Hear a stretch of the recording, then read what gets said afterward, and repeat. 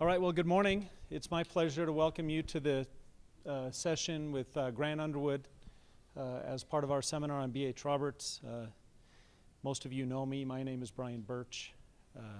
Teach philosophy and religious studies here at UVU, and am one of the co-conspirators and collaborators in SMPT. And as I've said many times before, it's one of my greatest pleasures to work with some of the people I've worked with on this society.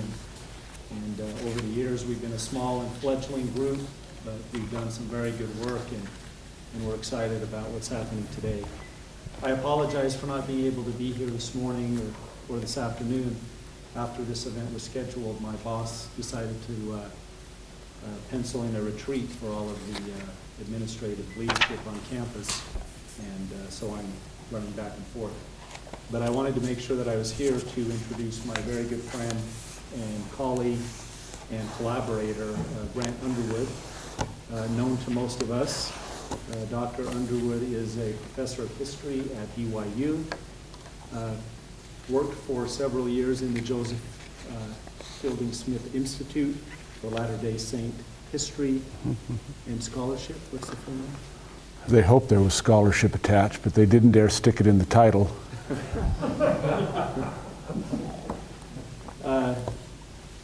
Is a very well-respected, well-known historian in Mormon study circles. He was the organizing force behind the Mormon Studies consultation at the American Academy of Religion, along with Jim McLaughlin.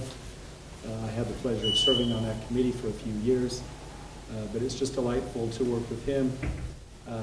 Some of you know that Grant and I are currently working on a book, tentatively entitled Mormonism and Christian Thought, due out sometime next year, but I've been saying that for 3 or 4 years. So I think I'm the Phil Barlow of Mormon theologians. Good shout out to Phil. So without further ado, please join me in welcoming Dr. Grant Underwood.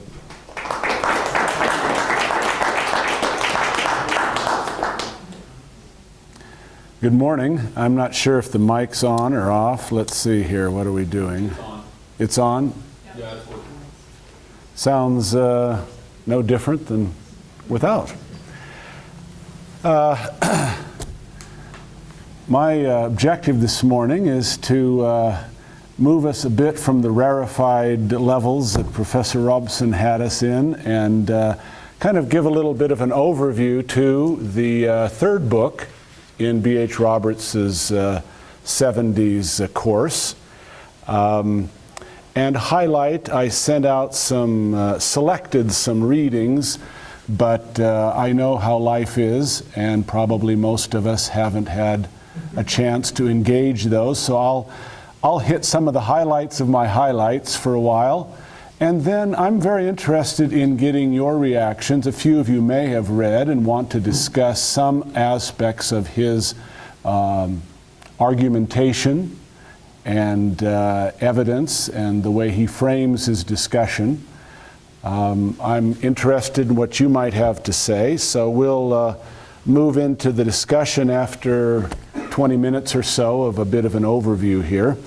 If you look at I gave you a little table of contents here. Let me just say before we begin, I'm not sure if Kent talked about this, but I think anyone who's looked at this is amazed at what a group of humble, ordinary folks in a kind of rural, agrarian area out in the middle of the Great Basin decided to do.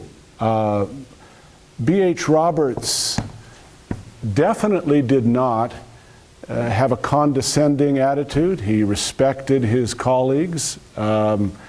He wanted to help educate them, and he felt that from everything one can read, he felt that an educated representative of the church was better than one who was underinformed, that you had to know what you were talking about and what you were likely to encounter in order to be effective. A couple of comments then on that.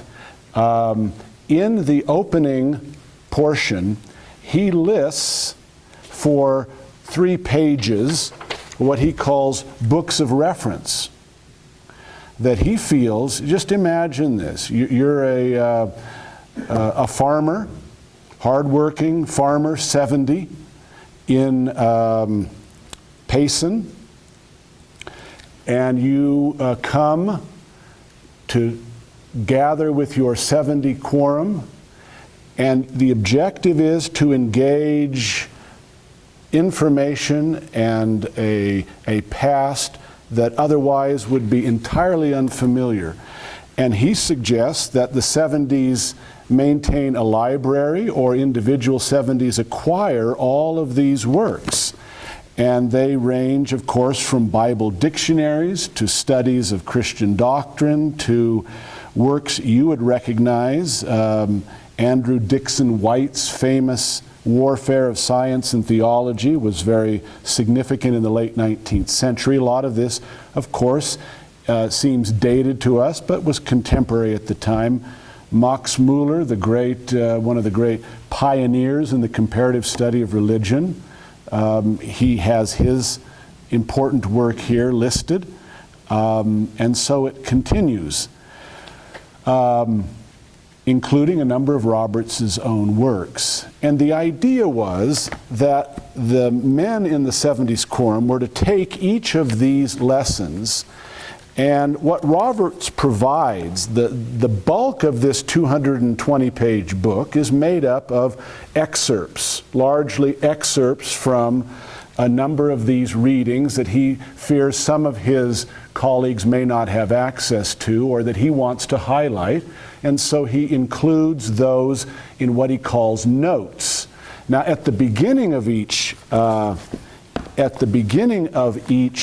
lesson, he kind of gives an outline, and this is kind of what it looks like here. So these are the main points, and then in a tiny little column to the right, he indicates the particular reference works from his initial bibliography that he suggests the 70 study in order to develop these particular points. What follows is not really a lesson plan, but simply some excerpts or notes that would be supplementary and assist them in developing these particular points using the reference works that he's suggested, and particularly the readily available notes. That's what each lesson consists of. Now, if you look at this little sheet I gave you here, this is a kind of a big picture look at the book. There are 3 parts to this volume. The first one, notice, is the sources of man's knowledge of God.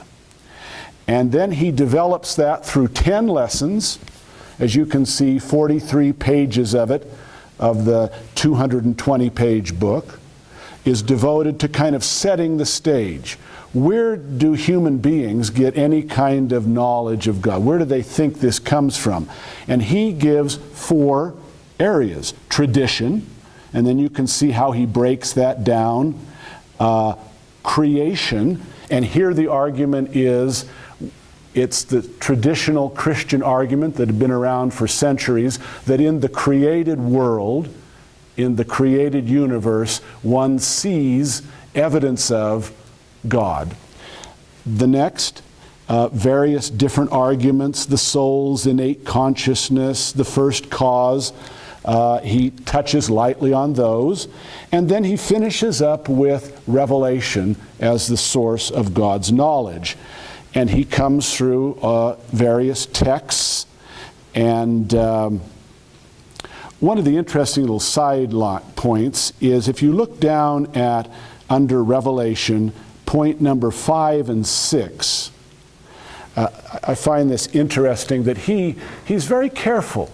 He wants his colleagues to not just kind of make broad generalizations that everything a church leader has ever said is revelation. He makes a distinction even for Joseph Smith between the canonized revelations and the what he would consider the uncanonized revelations of Lectures on Faith and the First Vision. From there, he moves into a discussion on the limitations of Revelation, which you can see outlined there.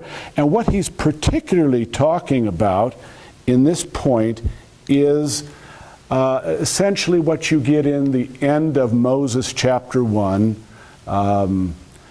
Basically, revelations in our canon pertain to this world, but there are many other worlds. And he likes to make that point and says that we don't necessarily know everything about all of God's works. We know primarily what pertains to our earth and heavens. Then he moves into part 2, which represents about half of the book, as you can see here, conceptions of God. And he wants his 70 associates there to know about the differing ideas of God that have been promulgated over the centuries. And you can see he goes way back and he touches on and gives little excerpts on everything from Mesopotamia down in 4, Egyptians 5, Phoenicians, Persians, Greeks, and Romans, lingers there for a couple of lessons, moves into the religions of Northern Europe, back down to the subcontinent, touching on Hinduism and Buddhism, beliefs in China, beliefs of the Mohammedans, of the Muslims. So he gives all that background, and that's for a number of lessons. Imagine these wonderful farmer 70s getting together to probably have their first discussion on Buddhism or some of these other topics here. Look next at the B, patristic doctrines of God. Here he's zeroing in, of course, because that's going to be the foil for what in the end of his book is the true doctrine of God. So he elaborates basically to make sure that the men understand different aspects of what the church fathers, and that's the origin, as we all know, of the term patristic there, what they were teaching and believing. If you look down that list, you see they touch on many of the main issues. He comes down with a bit of a historical sweep for the first half a dozen or so, and then he plunges into the doctrine of the Trinity.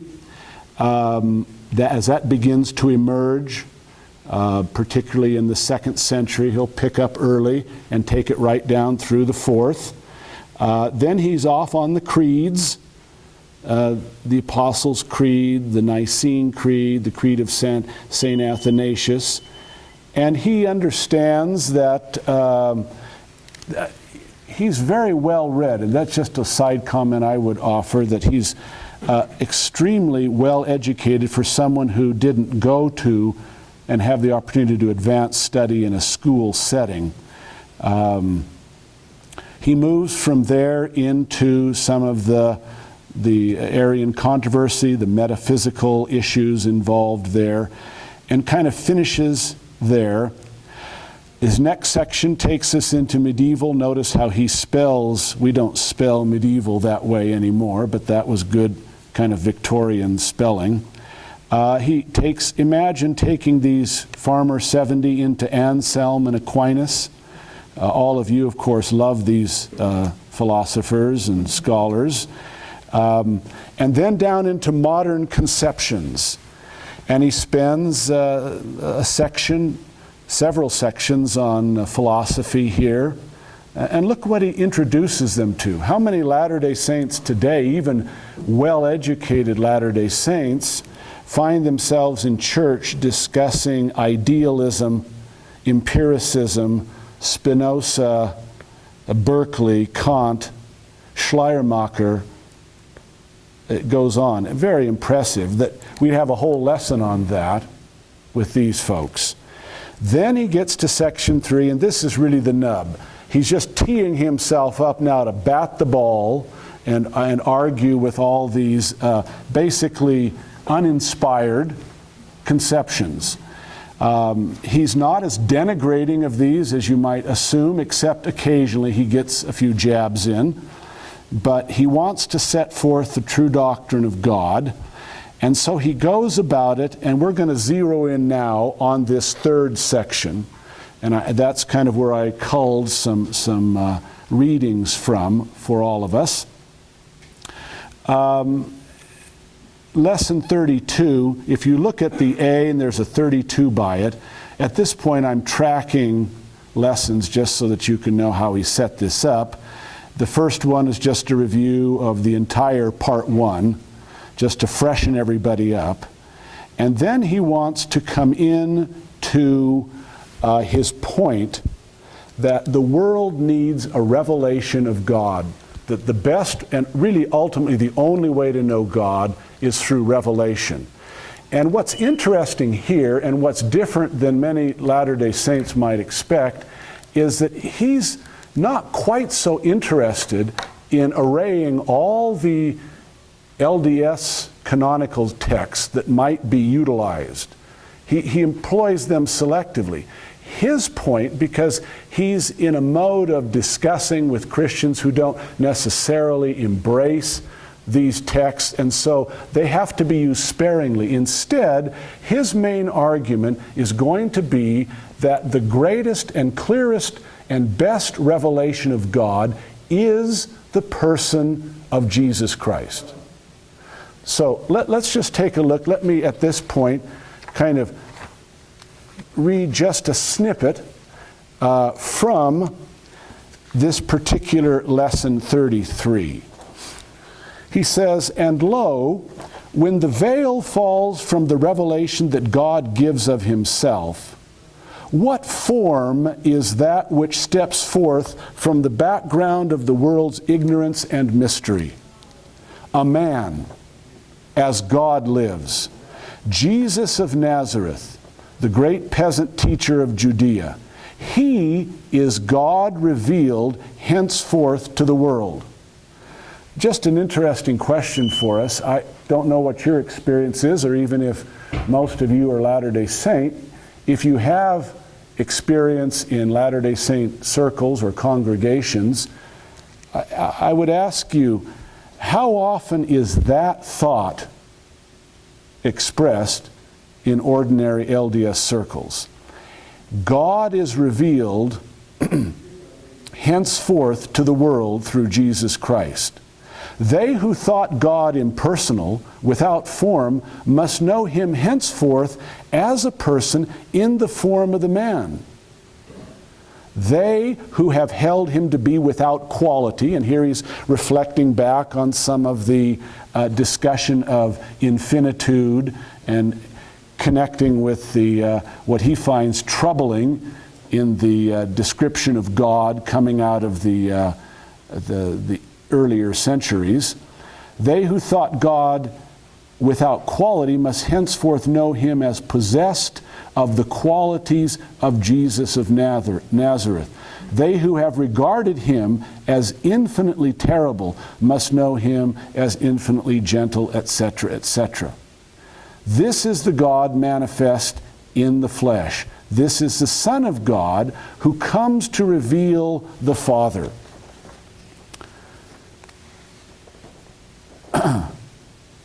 And then he zeroes in a bit more on this, and I'll read this little snippet here. "Mark, in all of this, there is not a word about the mysterious, ineffable generation of the Son of God from the Father, together with all the mysteries that men have gathered together in their learned disquisitions about God. No question is raised as to whether Jesus was made out of nothing or begotten by ineffable generation from the substance of the Father." I think you hear the echoes of the conversation in the 4th century. This is a guy who's connected. Whether he is consubstantial, homoousion, that is, of the same substance with the Father, or of a similar substance, homoousion. nor is there any question raised as to whether Jesus was begotten before or after time began. Can you hear in this 5 sentences major issues out of the 4th century search for a Christian doctrine of God? All these and 100 other questions arose after the Christian doctrine of deity began to come in contact with the Greek and other philosophies. Jesus accepted the existence of God as a settled fact and proclaimed himself to be the Son of God. And so he goes on and basically summarizes the point that is made here in this whole section. And he's going to use that to argue for everything from the physical corporeality of God, the fleshly corporeality of God. His main argument for that is that that's how Jesus Christ was. That Jesus Christ, when he received the fullness of deity, was a resurrected, glorified being of flesh and bone. And he then argues from there to say, therefore, if Jesus Christ is God's self-revelation, then that glorified corporeality is who God is, the Father. Now that's quite an argument. I don't hear that a lot in ordinary church circles today. We attempt to make that case in other ways, but that was his argument here at great length in the book. Now, then he goes on. Look at lesson 34 here. The character of God revealed in Jesus Christ. And so, let's see where I want to be here with this. This is kind of what that looks like. He's basically trying to say, again, using Jesus Christ as the best revelation.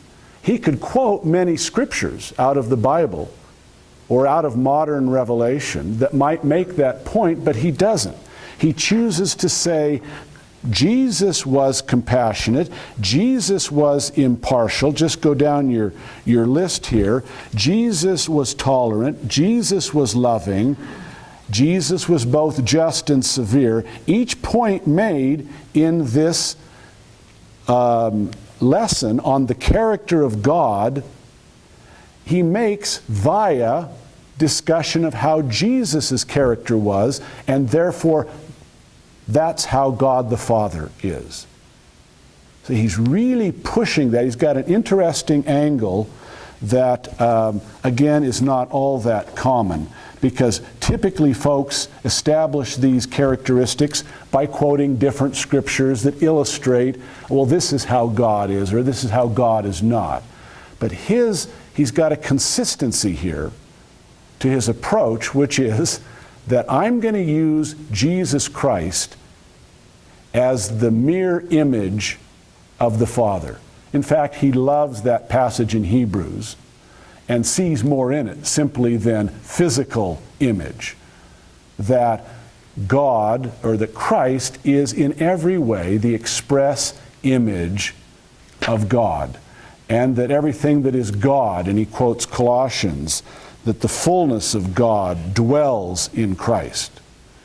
And therefore, we can know everything about God via Jesus Christ.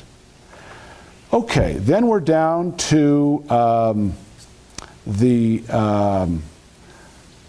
lesson 35, the Godhead. And at this point, let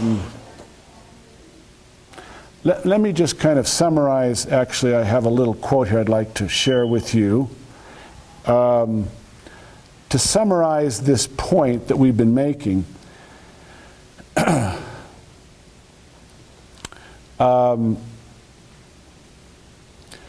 notice this fleshly corporeality. This is kind of his powerful statement on this.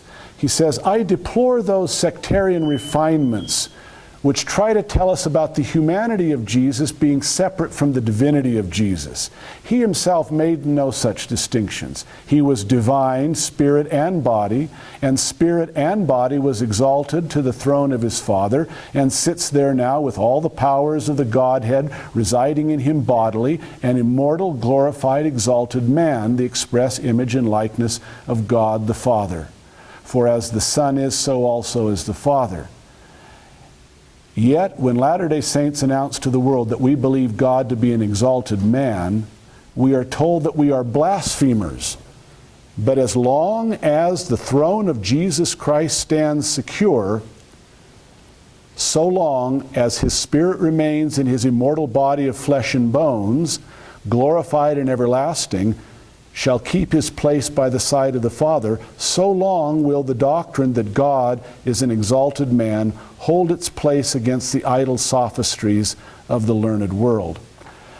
You may know that there were folks in the 4th century who really wrestled with this idea of what happened to Jesus' body after the resurrection. One of the most famous is Marcellus of Ankara in Turkey, who develops an elaborate theory, which is essentially rejected by most of the church fathers, that at some point the body would dissolve and the Son would be reabsorbed into the essence of the Father. That wasn't common and wasn't widely accepted. So on to lesson 35, the Godhead. Let's see what we have here. One of the points that he wants to make is, as you can see here, he first kind of reviews the nature of each. Then he engages in number 4, the Trinity, specifying that they're equal. And then he goes into this plurality of divine intelligences, because he's going to use the plurality of Father, Son, and Holy Ghost. If you can have 3 perfect divine intelligences, then you can have more. And that sets the stage for the possibility of eternal progression of humanity into that college or divine collegiality. He sets this up with a number of interesting quotes, texts that you would recognize. Of course, he goes to the 82nd Psalm. He quotes, he's going to quote the quote or misquote, we might say, 1 Corinthians 8. He's even going to dredge up a little text out of Orson Pratt in the Journal of Discourses, where he references a revelation which now we realize was recorded as a revelation. Some of you may be aware that the Book of Commandments and Revelations, the manuscript kind of behind the published Book of Commandments, has come to light in the last handful of years and has been published as part of the Joseph Smith Papers. And in there, this revelation, he talks about Ammon and the sons Ammon, and that they're all parts of God, etc., etc. This was alluded to. We had no knowledge of this prior to a few years ago, except through Orson Pratt. Now you can read the actual text itself. Basically, he then concludes and says the matter is clear. Men and gods are of the same race. Jesus is the Son of God, and so too are all men the offspring of God. Jesus, but the firstborn of many brethren. They're quoting a passage out of Romans. Eternal intelligences have this equal dignity. Now, here's a quote I'd be interested in having you all respond to. I don't know if you read this one, but this is one of the most expansive visions that I know of for how it is that you have this plurality of gods. This is a long quote, so just kind of try to listen to this and absorb the way he puts this together. You'll recognize that he's building on, in a sense, one of his mentors is Orson Pratt. You know that Orson Pratt and Brigham Young had this tete-a-tete through the 50s and 60s about the nature, what makes God God, right? And that Orson Pratt came down on what makes God God really are the attributes and characteristics. It's not the being, it's not a particular being named Elohim or a particular being named Jehovah. It's not intrinsic to their own personality. It's something that they have taken on or acquired, this package of divine characteristics and attributes that make them God, and in the same way it can make Jim and Kent and anybody else God at some future point. Well, they go back and forth on this, and that's probably some of the background to where Roberts is coming from. But notice how Roberts does this here. Let me read you this excerpt. He says, "It is possible for the mind of God to be in man, to will and to do, as seemeth God good.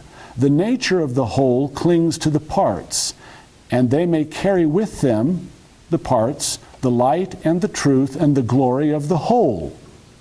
Moreover, by appointment, any one of the three, now in the Godhead, and he's choosing to call them divine intelligences here at this point, capitalized, any one of the three of these intelligences may become the embodiment and representative of all the power and glory and authority of the sum total of the three, in which capacity either the one or the three would no longer stand in their own individual character as gods, but they would stand as the sign and symbol of all that is divine, and would act as, and be to all intents and purposes, the one God."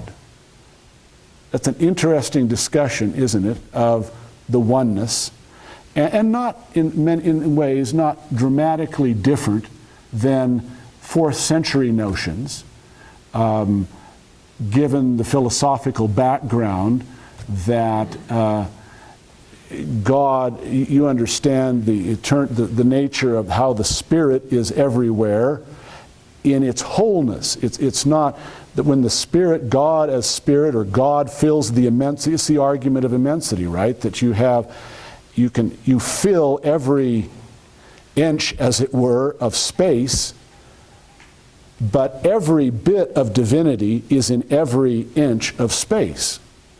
And that was a common notion, and he's essentially saying something similar, that the fullness of divinity is there with one or three. And so in every inhabited world, now he then takes this further, and so in every inhabited world and in every system of worlds, a God presides. Deity in his own right and person, by virtue of the essence of him, and by virtue of his being the sign and symbol of the collectivity of the divine intelligences of the universe. Interesting phrase. Having access to all the counsels of the gods, each individual deity may become a partaker of the collective knowledge, wisdom, honor, power, majesty, and glory of the body divine. In a word, the embodiment of the spirits of the gods whose influence permeates the universe. You can see some echoes, right, with what Orson Pratt was saying here. And then he comes on and really kind of gets his point in the next paragraph. This doctrine of deity teaches a divine government for the world that is in harmony with our knowledge of the universe. An infinitude of worlds and systems of worlds rising one above another in ever-increasing splendor in limitless space and eternal duration have as a concomitant an endless line of exalted divine men to preside over and within them as priests, kings, patriarchs, gods. Nor is there confusion, disorder, and strife in their vast dominions, for they all govern upon the same righteous principles that characterize the government of God everywhere. These divine intelligences have attained unto the excellence that Jesus prayed for in behalf of his apostles. Holy Father, keep keep through thine own name those whom thou hast given me, that they may be one as we are one. I say, divine intelligences have attained unto the excellence of oneness that Jesus prayed his disciples might possess. And since they have attained unto it, and all govern their worlds and systems of worlds by the same Spirit, by the same principles, there is unity in their government that makes it one, even as they are one. Let worlds and systems of worlds, galaxies of systems and universes extend as they may through limitless space. Joseph Smith has revealed the existence of a divine government which, characterized by unity, is coextensive with all these worlds and world systems. That's quite a fascinating and rich vision, isn't it? For how he what will this be like, what he envisions a kind of eternal progression to entail. Okay, well, our time is zooming on. Let me just see what else we can summarize before we get into discussions here. In the next chapter 36, we've just got these last two here. Chapter 36, he wants to talk about, he engages the objections that God is a spirit, not with a body, that God is invisible. And then, of course, the anthropomorphism, he takes that on. You can understand that. He finds a wonderful quote from a Henry Mansell, who was an Anglican in the late 19th century, in which he attributes this quote to him, calls it the morbid terror of anthropomorphism. You see that as point number 7. Maybe we feel that terror. Maybe we know people who feel a morbid terror of anthropomorphism. He doesn't like, his interlocutor is a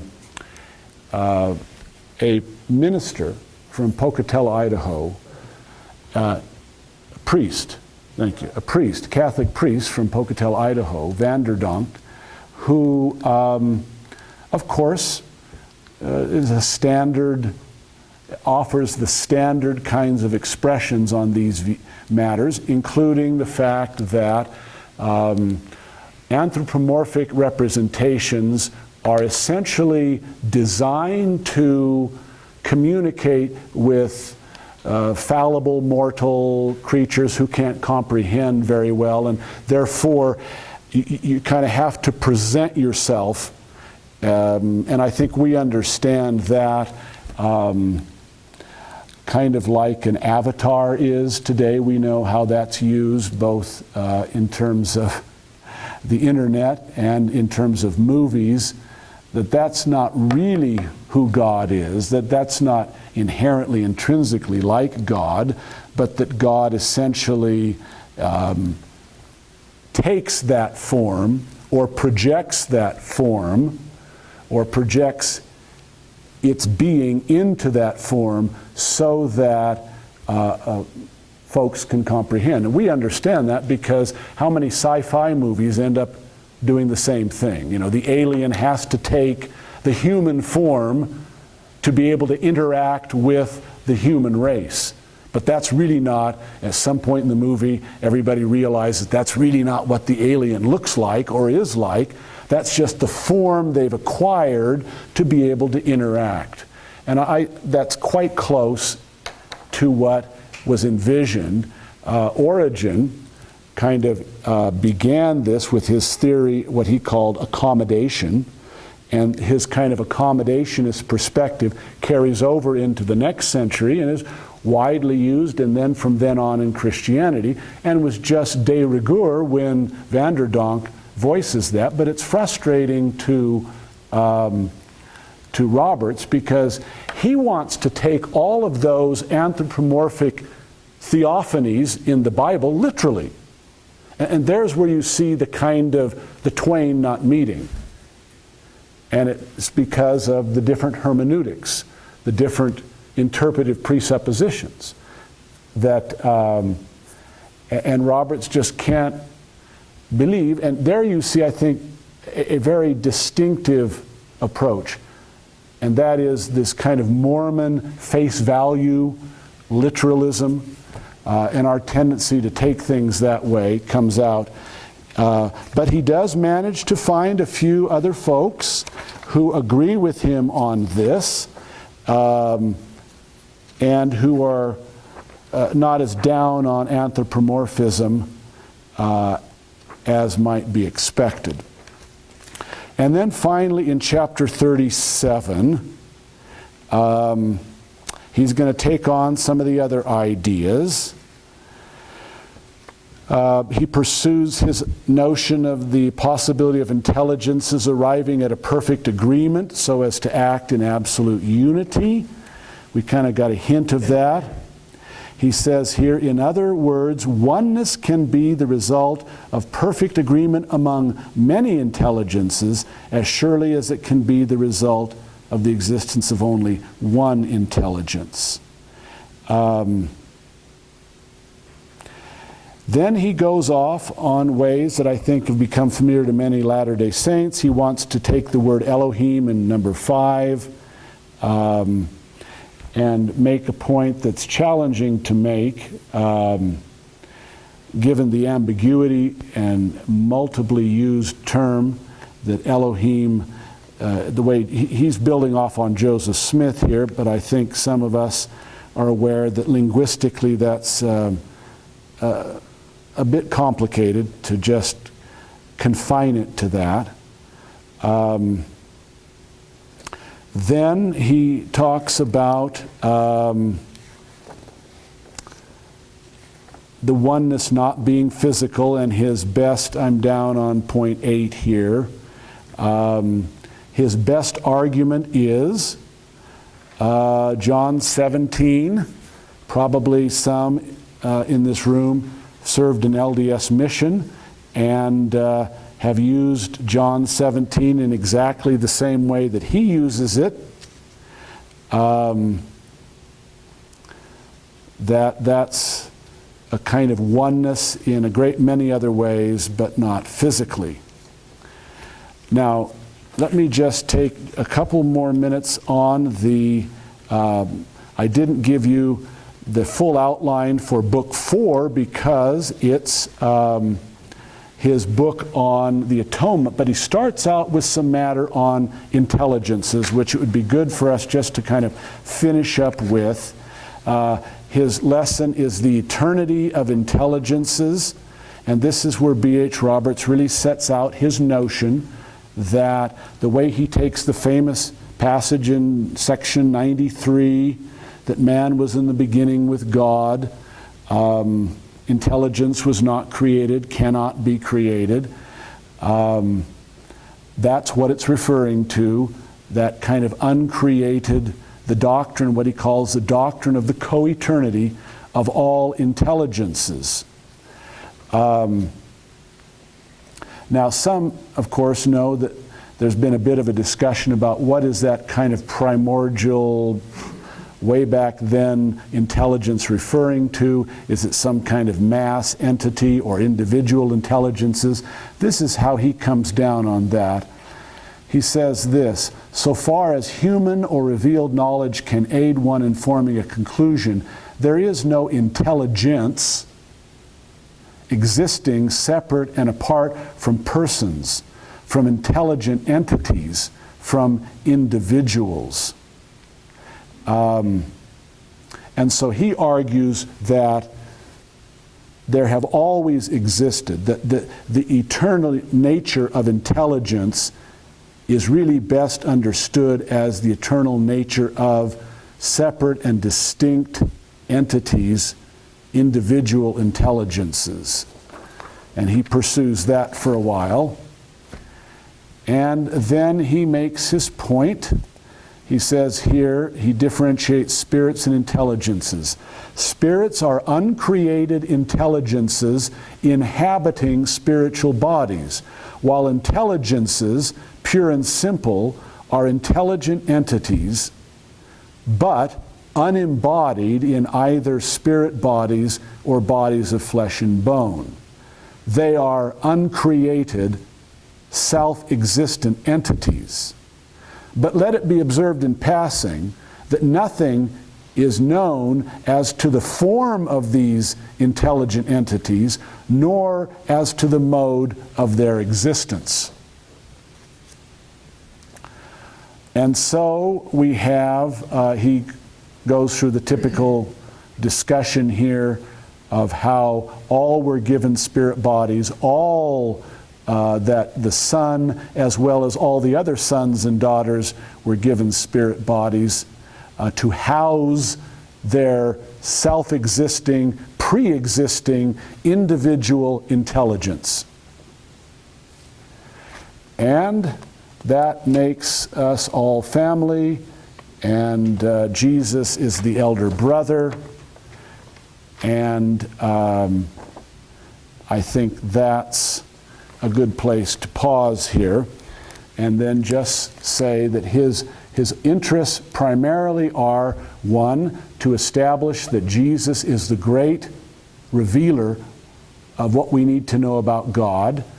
Two, that this kind of literal approach to the Scriptures causes him to kind of miss some of the patristic distinction between person, as the term came to be defined in the Greek term hypostasis, that there are three hypostases in one ousia, or ousia, and these three individual entities, these three distinctive realities within one essence.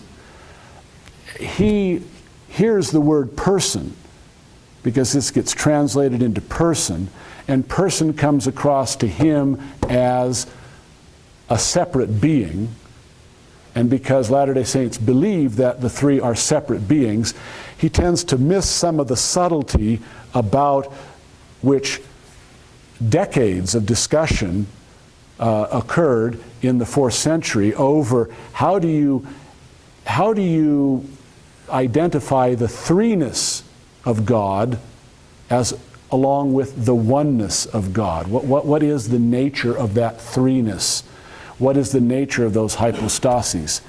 So he tends to take things more literally, separate beings, physical God, and then finally moves into a discussion of this.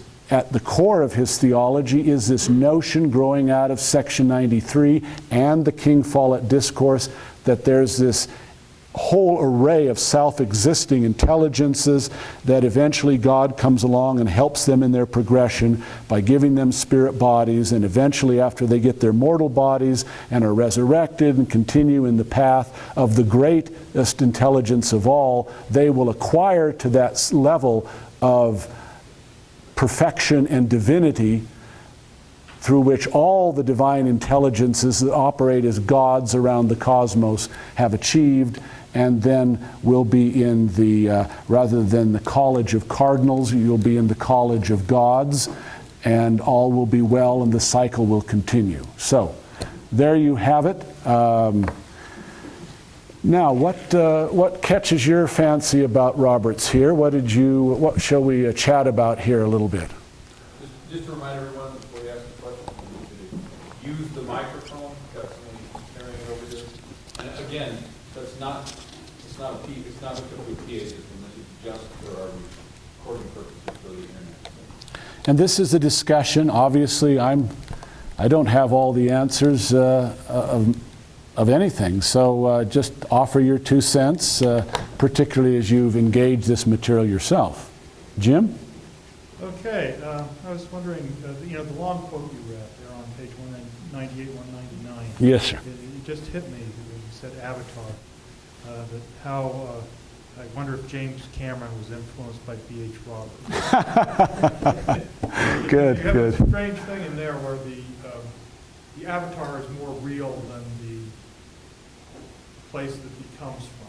Yeah, interesting. One, you know, Yeah, it's Dances with Wolves, I guess, done in outer space, where, you know, Kevin Costner becomes, Latoya becomes more real than it does in the white guy. But, Yeah.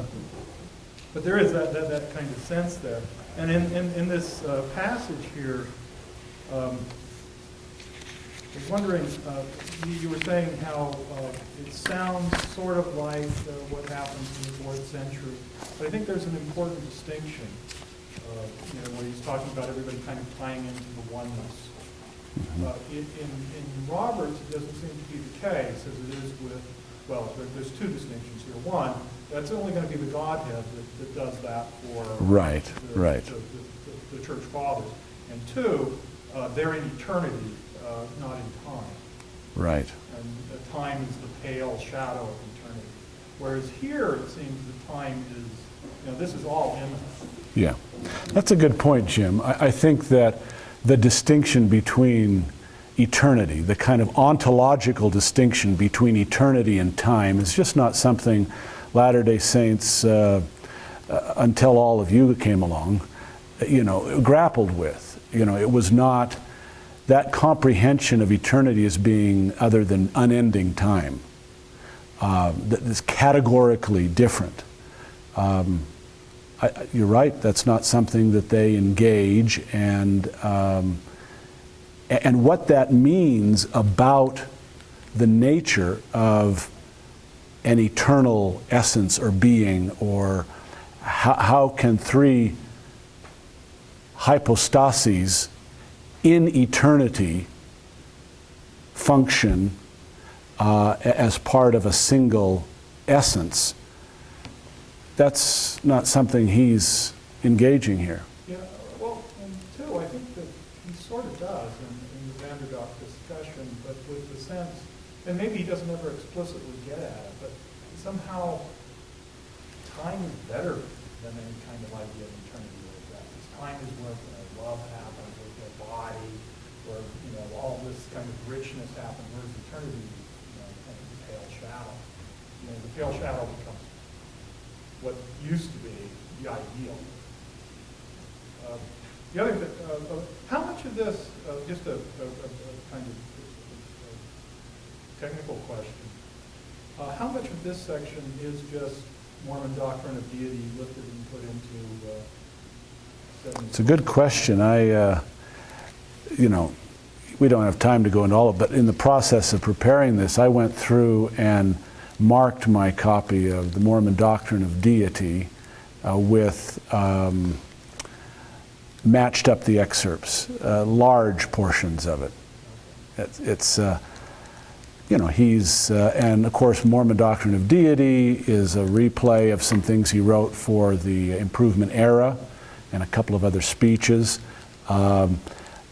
It might be interesting to say how much of this is kind of fresh, new, kind of further thinking on the part of Roberts beyond Mormon doctrine, and hardly any. So it's just largely, and that's in the spirit of what he said he was going to do. He was excerpting from these different books in the bibliography, and he includes, he doesn't do false humility here. He includes Mormon doctrine in his bibliography, but in case the folks don't have it, he makes it readily available to them, which is great. It's fair. Well, it's interesting in a way, though, too, that but Conkey does the same thing. He goes back and quotes himself quite often, and so there's a trend here. Yeah. When you're an expert, you're an expert. What can we say? Yeah, it just kind of evolves that way. Maybe I'm not quite right, but I've noticed that what he is doing is, in my manuals from the 1890s on up, that he paralleled that order in his book, The Truth, the Way, and the Life. The chapter sequences are pretty much the same. So he spent 50 years mulling over the truth, the way, the life, Mm-hmm. developing it on through there. And when Joseph Fielding Smith came into the MIA in 1906 or whatever, he split off and then did his 5 priesthood manuals of church seminary's course of theology. Those two still didn't get along, even even then. I think it would be, that's a good comment. I would just, however, add, it may, I wouldn't take exception to the fact that they come from different places and see things differently. But just in point of fact, historical fact, Roberts continues to write for the Improvement era after 1906, after, and I don't recall the exact year, I assume you're dead on with that year, but afterwards he's writing in through the teens. He makes takes full advantage of that. I think what's interesting is that the Mutual Improvement Association back then was more of an adult experience than just a little, 14 and 15-year-old boys. Obviously, we're just kind of moving more and more into young boy Aaronic priesthood ordinations.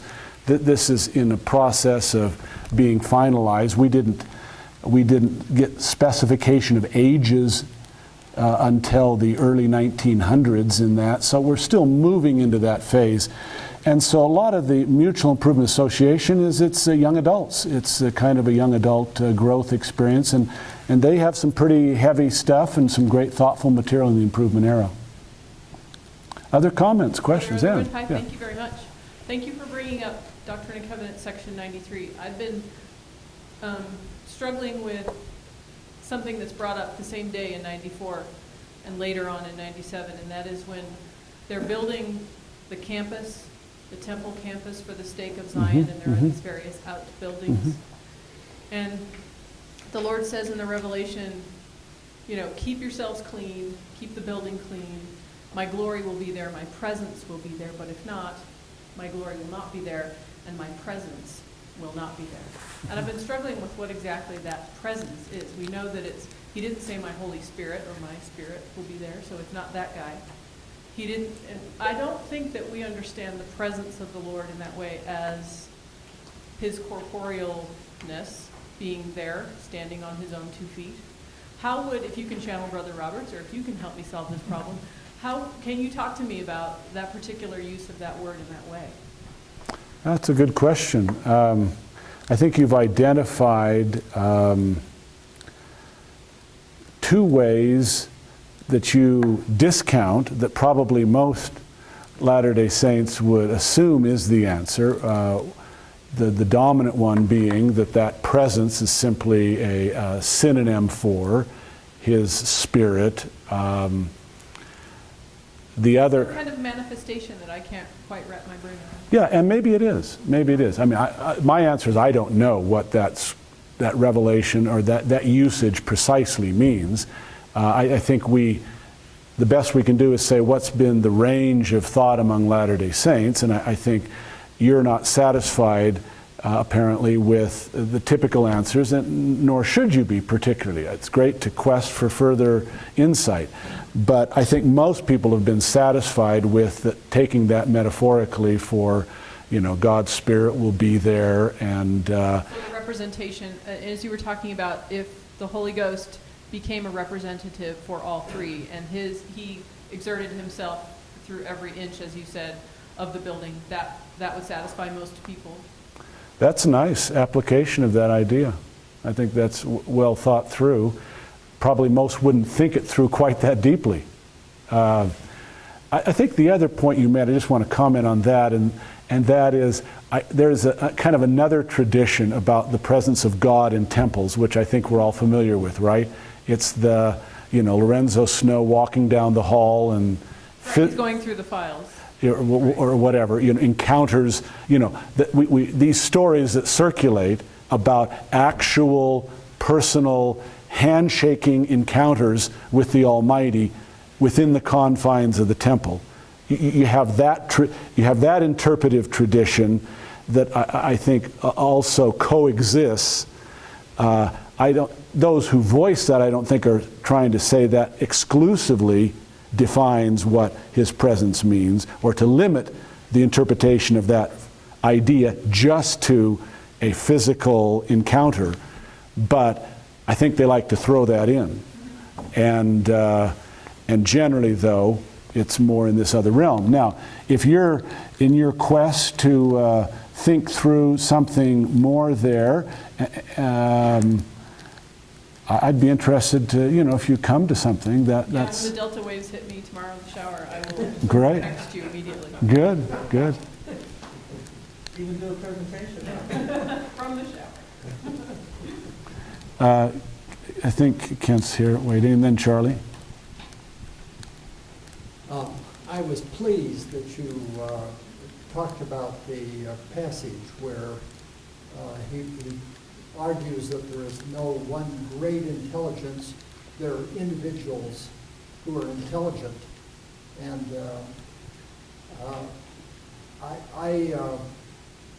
I agree with Roberts, and I agree that that's what's in the Joseph Smith English version of the Doctrine and Covenants and the Pearl of Great Price and so on. And one of the things that I discovered is that that is not always accurately translated. And Interesting. the Yeah. books now are translated into many languages, but I discovered this years and years ago. I think that was a German Bible I was reading, and discovered that that whole idea that Roberts emphasized was not in the doctrine. What was in there was that there is intelligence, and it's something individual, or something important aside from individual intelligences. And I think, fortunately, someone discovered that this was a mistranslation of what Joseph Smith had put in, and what Roberts was reporting on, and was corrected eventually. So the Bible was corrected to indicate that this concept Interesting. was accurate. But one of the things that I'm interested in is, have we gotten it accurate in all of the Bibles, in all of the translations of the Books of Mormon and the Doctrine and Covenants and the Pearl of Great Price? Have we gotten it accurate in all of them? And I can't tell you. I don't know. But I've looked at a number of different languages, and fortunately, it's been consistent with what Joseph Smith did. Jim, you want to build on that? Yeah, I'm going Say a lot more about it. to say a lot more about it, and I'm going to argue that in fact it isn't. We don't know what Joseph Smith said for sure, and Robert's interpretation is one of several. True. And fairly late in the Mormon thought. Okay, so you're going to play history on this. I want to take you to the level of philosopher that you are. What's your personal feeling? Are you a collectivist or an individualist on this matter? And why does it matter one way or the other? Could you comment on that? Well, yeah, and I don't want to shoot everything here. I need Go for it. Give us a teaser. Well, personally, I very much lean in the direction of individualism, because I think it takes care of certain problems of evil, for example. But it's, as I said, I don't think it's a matter, it's certainly not obviously a settled matter of Mormon doctrine. Yeah. And I don't think, right, Roberts may have thought it was obvious and settled in his mind, but... As late as 2000, we have statements to the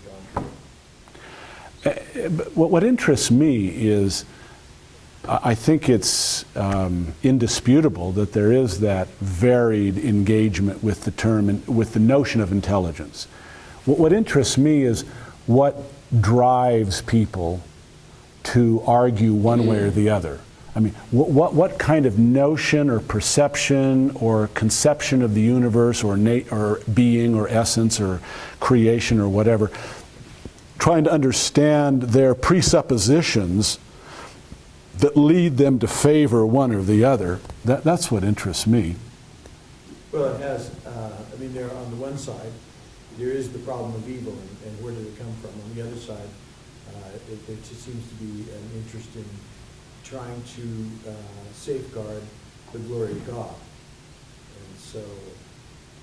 You know, it's very interesting. You hear what Jim just said. That is so... That is exactly what motivated, a prime motivation of the Arians. Why did they want a kind of period when there was when he was not? Why? It's to preserve the glory, the incomparability of God. And if you, in their view, if you have a uncreated being in the Son, a co-eternal something, hypostasis, in the Son, then you have put them on the same playing field. And they wanted to argue, and my interest is not to try to say what's right or wrong or settle the argument, but I was interested in working through this, that was a huge driving force for the Arians, was they felt that this notion of co-eternalism or co-eternal nature of the Son, the uncreated, if the Son was self-existing and uncreated, then that tarnished the distinctiveness, the uniqueness, the incomparability of God. And it's interesting that you would say that same, you would discern in your reading that same kind of thrust. Work with people, And they were wrong. like Penrose and Lund, Yeah. that same drive.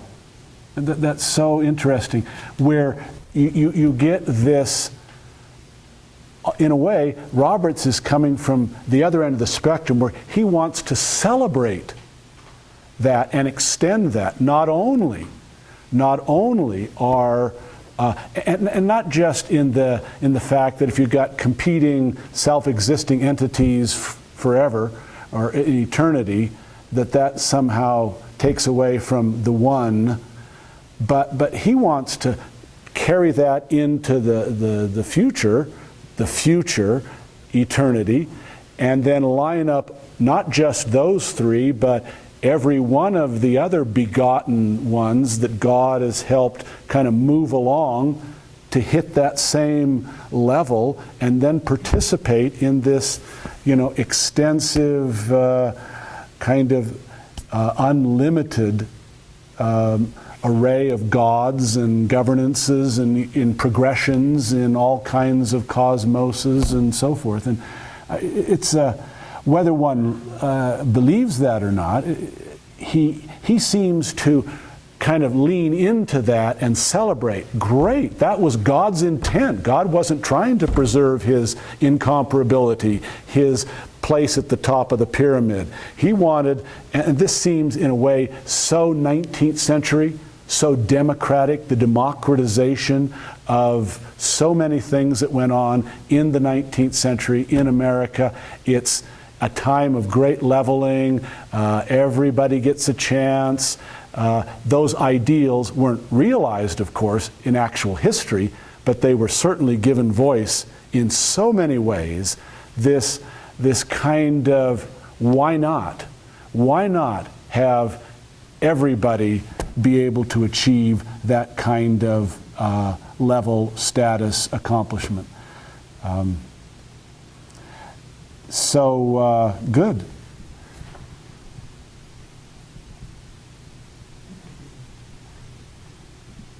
I like to look to see how often work gets reprinted to see what kind of staying power it has. Mm. This book, the 70s course in theology, wasn't really reprinted until the later part of the 20th centuries. Why no one paid attention to it for all those years? That's a good question, but beneath that, we have to dig a little beneath that question because this was designed for a particular subset of Latter-day Saints. This was designed specifically for, and when you read the thing, this isn't a general presentation for all the church members. We like to read it that way because we're just hungry for any data or any document that can give us a clue as to what Mormons have thought. But this was written, I mean, it's like, I don't know, have you picked up, what's the name of this new Relief Society manual? The new history that they just came out with? Daughters of My Kingdom. Have you picked up and read Daughters of My Kingdom yet? I just kind of skimmed through it. Yeah. Well, and that's probably because you're a very curious individual. But, most men that I associate with wouldn't think that necessarily applies to them. And so the 70, this was for the 70, it was a lesson manual for the 70, and they're not yet into the mode that we come to in this day and age of recycling lesson manuals. Now, if you look at Gospel Principles, that's been recycled a half a dozen times, or the Gospel Doctrine manuals have been through several iterations. We've been using that since 1994. Yeah. But that's not what they did. So when you do something that's a lesson manual, it was a kind of one-time only thing. So I think those are just elements that we ought to factor in and not say, well, it wasn't reprinted widely because that wasn't its intended audience or its intended use. It wasn't designed and written as a kind of primer for Latter-day Saints generally on these matters. Now, doctrine of the Vanderdonk, Mormon doctrine of deity thing, that gets reprinted a bit more because that was written, or he published that, to be available to the general membership. So I wouldn't, I wouldn't deduce from the lack of republication that meant that somebody was either displeased or uninterested or undervalued the 70s course in theology. It's interesting, though, that the very first one went through one printing during his lifetime in 31, then again in 44, some years after. So it indicates that people were thinking through the course in theology, but they left 2 through 5 alone. And if there's another factor, it might be this is pretty dense stuff. Yeah. I mean, why wasn't, why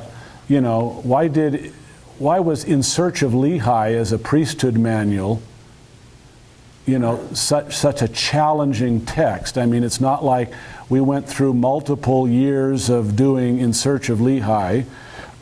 You had to be a kind of Book of Mormon connoisseur to enjoy that kind of a thing.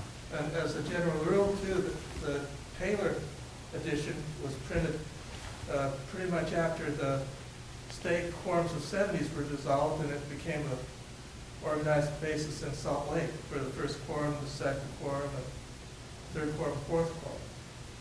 So it's just a general observation that the two correlated pretty much in time.